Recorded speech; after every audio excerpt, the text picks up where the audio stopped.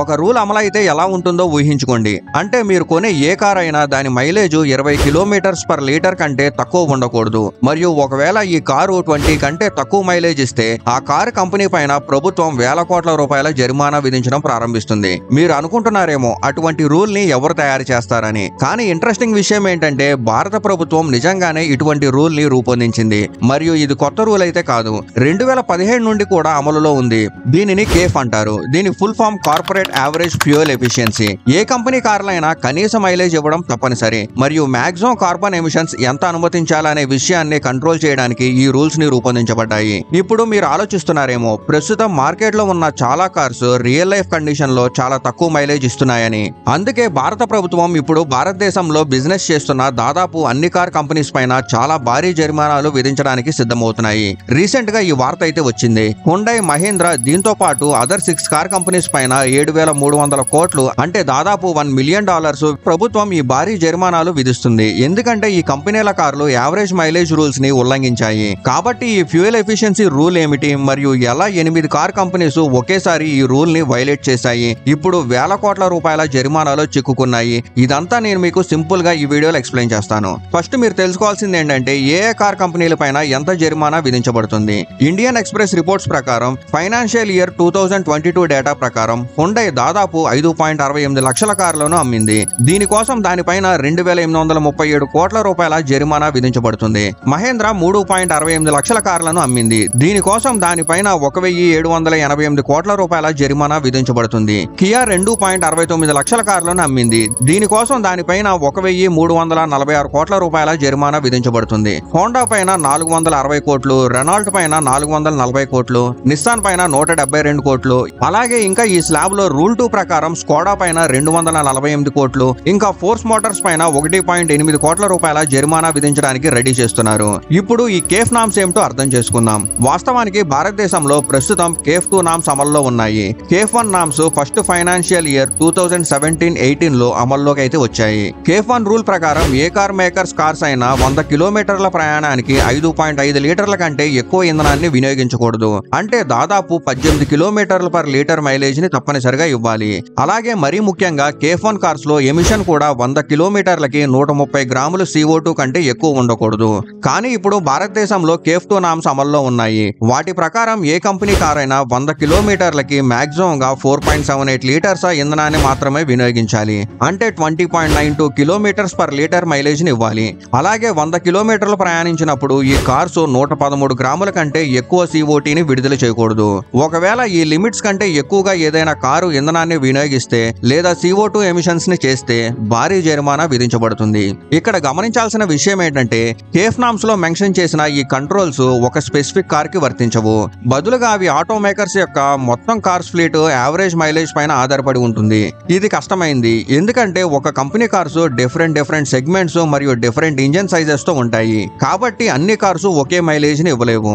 కాబట్టి Maruti Suzuki Grand Vitara minimum 20.92 kmpl అంటే ఇది కేఫ్ 2 లిమిట్ అయితే ఇంత మైలేజ్ ఇవ్వడం మ్యాండేటరీ కాదు.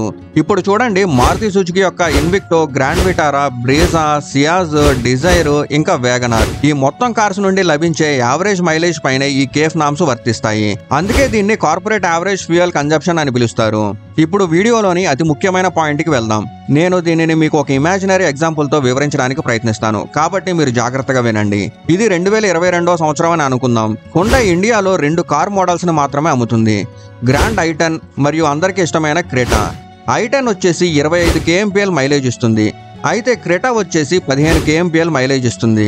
అంటే i10 100 కిలోమీటర్లకి 4 లీటర్ల పెట్రోల్ ని వినియోగిస్తుంది మరియు క్రెటా 100 కిలోమీటర్లకు 6.66 లీటర్ల పెట్రోల్ ని ఖర్చు చేస్తుంది. ఇప్పుడు ఈ ఫైనాన్షియల్ ఇయర్ లో హుండై 10,000 i10 యూనిట్లను మరియు 10,000 క్రెటా యూనిట్లను అమ్మింది. అంటే ఒక సంవత్సరంలో మొత్తం 20,000 కార్లను అమ్మిందని అనుకుందాం.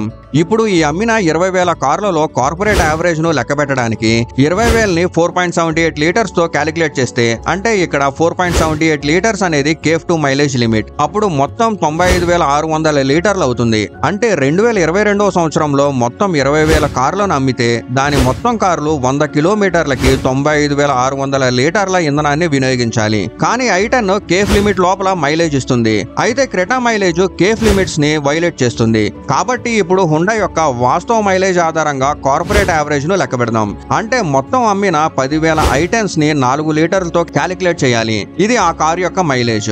మొత్తం 40,000 లీటర్లు అవుతుంది. అదే విధంగా మొత్తం అమ్మిన 10,000 క్రెటాస్ ను 6.66 లీటర్లతో క్యాలిక్యులేట్ చేయాలి. ఇది క్రెటా యొక్క మైలేజ్. దీని మొత్తం 66,600 లీటర్ల పెట్రోల్ అవుతుంది. అంటే హుండై ఒక సంవత్సరంలో అమ్మిన మొత్తం 20,000 కార్లు కార్పొరేట్ యావరేజ్ వచ్చేసి 1,06,600 లీటర్ల ఇంధనం అవుతుంది. కానీ కేఫ్ 2 ప్రకారం ఇది 95,600 లీటర్లు ఉండాలి. అంటే హుండై కార్స్ కేఫ్ లిమిట్ కంటే దాదాపు 10,000 లీటర్ల ఇంధనాన్ని ఎక్కువగా ఖర్చు చేస్తున్నాయి. ఇప్పుడు భారత ప్రభుత్వం ఈ ఎక్స్ట్రా 10,000 లీటర్ల ఇంధనం ఆధారంగా హుండై పైన జరిమానా విధిస్తుంది. కేఫ్ 2 లో 2 స్లాబ్లు ఉన్నాయి. మొదటి స్లాబ్ లో అదనపు ఇంధనం వినియోగం కిలోమీటర్ కు 0.2 లీటర్ లోపు ఉన్న వెహికల్స్ వస్తాయి. ఈ సందర్భంలో అమ్మిన ప్రతి కారుకి 25,000 రూపాయల జరిమానా ఆ కంపెనీ చెల్లించాలి. అలాగే ఈ రూల్ యొక్క రెండో స్లాబ్ ప్రకారం ఒకవేళ కారు కిలోమీటర్ కి 0.2 లీటర్స్ కంటే ఎక్కువ ఇంధనాన్ని వినియోగిస్తే ప్రతి అమ్మిన కారుకి 50,000 రూపాయలు ప్లస్ 10 లక్షల రూపాయల బేసిక్ జరిమానా కంపెనీ పైన విధించబడుతుంది. మన ఇమాజినరీ ఎగ్జాంపుల్ ప్రకారం హుండై ఒక సంవత్సరంలో మొత్తం 20,000 కార్స్ ని అమ్మింది. అవి కేఫ్ లిమిట్ కంటే 10,000 లీటర్ల అదనపు ఇంధనాన్ని వినియోగిస్తున్నాయి. అంటే 10,000 లీటర్లను 20,000 అమ్మిన కార్స్ తో డివైడ్ చేయగా కిలోమీటర్ కు 0.5 లీటర్ వస్తుంది. మరియు హుండై యొక్క కార్పొరేట్ యావరేజ్ ఇదే. ఇప్పుడు హుండై కేఫ్ 2 ని వైలేట్ చేసిందని క్లియర్ గా తెలుస్తుంది. అంటే హుండై మొత్తం 20,000 అమ్మిన కార్స్ పైన 50,000 ప్లస్ 10 లక్షల జరిమానా చెల్లించాలి. ఇది మొత్తం 101 కోట్ల రూపాయల జరిమానా అవుతుంది. ఇంకొకసారి గుర్తు చేస్తున్నాను, ఈ నంబర్స్ అన్ని మీకు అర్థం కావడానికి ఊహించి చెప్పినవే. ఇప్పుడు అసలు విషయానికి వద్దాం. ఇండియన్ ఎక్స్ప్రెస్ రిపోర్ట్స్ ప్రకారం 8 కార్ కంపెనీస్ పైన 7,300 కోట్ల రూపాయల జరిమానా విధించబడుతుంది. దీనిపైన కంపెనీస్ వాళ్ళ డిఫరెంట్ వర్షన్స్ అయితే ఇస్తున్నాయి. అవి చెల్లుబాటు అయ్యేలా కూడా అనిపిస్తున్నాయి. ఎందుకంటే కార్ మేకర్స్ ప్రకారం 2022 నవంబర్ వరకు కేఫ్ 2 రూల్స్ వైలేషన్స్ కు ఎటువంటి జరిమానా లేదు.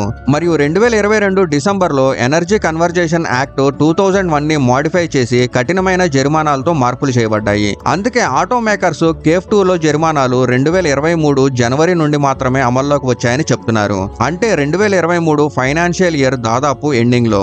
మరి ప్రభుత్వం మొత్తం 2022, 2023 ఫైనాన్షియల్ ఇయర్ లో అమ్మిన కార్స్ ఆధారంగా ఎలా జరిమానా విధించగలదు? 2022 డిసెంబర్ లో జరిగాయి మరియు దాని నోటిఫికేషన్ 2023 జనవరిలో వచ్చింది. ఇప్పుడు ఈ విషయం పైన ప్రభుత్వం మరియు ఈ 8 ఆటో మేకర్స్ మధ్య చర్చలైతే జరుగుతున్నాయి. ఇప్పుడు వీళ్ళిద్దరి మధ్య చర్చలైతే సక్సెస్ అవుతాయని ఆశిద్దాం. కానీ ఇప్పుడు 2027 నాటికి ప్రభుత్వం కేఫ్ 3 రూల్స్ ను కూడా అమలు చేయబోతుంది. అంటే కార్ మేకర్స్ హైబ్రిడ్ మరియు ఎలక్ట్రిక్ వెహికల్స్ కు మారడం తప్ప మరొక ఆప్షన్ అయితే ఉండదు. సో మీకు ఇప్పుడు అర్థమైంది అనుకుంటున్నాను. కంపల్సరీ గవర్నమెంట్ రూల్ ప్రకారం average mileage 20 kilometres per litres ఉండాలి. కానీ ఇప్పుడు మాక్సిమం ఏ కార్స్ కూడా 20 kmpl మైలేజ్ అయితే రావట్లేదు. ఖచ్చితంగా ఈ రూల్ ప్రకారం అన్ని కార్ కంపెనీస్ 20 kmpl మైలేజ్ ఇస్తే ఎలా ఉంటుందో ఊహించండి. ఇంకా మీకు ఈ వీడియో ఎలా అనిపించిందో కామెంట్ లో చెప్పండి.